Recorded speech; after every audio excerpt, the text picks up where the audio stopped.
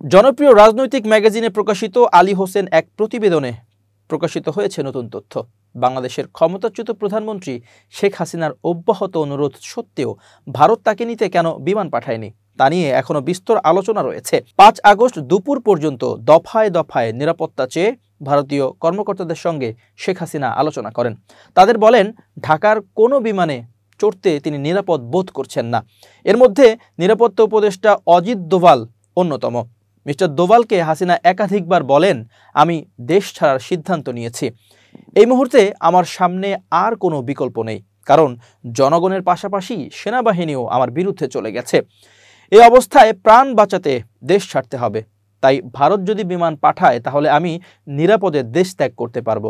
জনশ্রুতি রয়েছে হাসিনার এই অনুরোধের প্রেক্ষিতে দোভাল নাকি বলেন, আমরা দেখছি কি করা যায়। দিল্লিতে তখন এ নিয়ে একটি উচ্চ পর্যায়ে বৈঠকও বসে, নেওয়া হয় বিরোধী রাজনৈতিক দলগুলোর মতামত। এরপর বলা হয় ভারতের পক্ষে নানা কারণে বিমান পাঠানো ঠিক হবে না। বাংলাদেশকে বলা হোক তারা নিজ দায়িত্বে যেন শেখ হাসিনাকে নিরাপদে দিল্লি পাঠিয়ে দেয়। ঢাকা তখন অগ্নিগর্ভ, যে কোনো মুহূর্তে বিক্ষুব্ধ জনতা গণভবন দখল করে নিতে পারে। এমনকি সেনানিবাসে নেয়ার পরও পরিস্থিতি কী দাঁড়ায় তা নিয়েও চিন্তিত হয়ে পড়েন সেনা নেতৃত্ব। এমন অবস্থায় হাসিনার নিরাপত্তা দেয়া সেনাবাহিনীর পক্ষে কঠিন হবে। এই বিক্ষুব্ধ জনস্রোত মোকাবিলা করতে গেলে হাজার হাজার মানুষের প্রাণহানি ঘটবে। ওদিকে ভীত সন্ত্রস্ত হাসিনাও দেশ ছাড়ার ব্যাপারে মরিয়া। বারবার সেনা প্রশাসনকে সিদ্ধান্ত নেওয়ার অনুরোধ জানান, বলেন যে করেই হোক তাকে যেন তারা দ্রুত দিল্লি পাঠানোর ব্যবস্থা নেয়। জেনারেল ওয়াকারুজ্জামান বিষয়টি নিয়ে তার সহকর্মীদের সঙ্গে কথা বলেন। সবাই তখন এক বাক্যে হাসিনাকে বিদেশ পাঠিয়ে দেওয়ার ব্যাপারে একমত হন।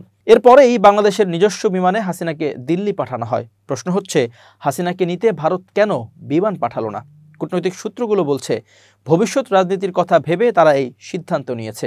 ভারতীয় নেতৃবৃন্দ তখন যুক্তি দেখিয়েছিলেন, হাসিনাকে যদি ভারত তার নিজস্ব বিমানে উঠিয়ে নিয়ে যায় তখন আন্তর্জাতিক মহলে নানা প্রশ্ন উঠবে।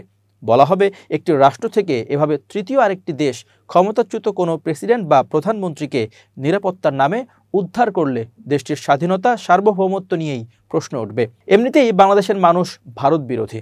এছাড়া অন্য একটি কারণও ছিল। ভারত প্রমাণ করতে চেয়েছিল বাংলাদেশই তাদের প্রধানমন্ত্রীকে এভাবে পুশ করেছে।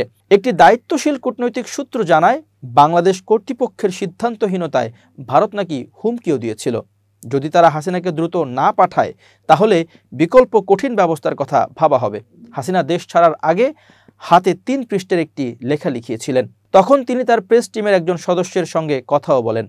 এই সদস্য এখন আত্মগোপনে রয়েছেন। লেখাটা হাসিনা রেখে যাননি, ভ্যানিটি ব্যাগে করেই তা নিয়ে যান দিল্লিতে। সেখানে পৌঁছার পর ওই দিন রাত 12টার দিকে ঢাকায় তার কয়েকজন বিশ্বস্ত সহকর্মীর সঙ্গে ফোনে কথা বলেন তিনি। তখন এই লেখার প্রসঙ্গটি আসে, জানিয়ে বিস্তারিত জানা সম্ভব হয়নি।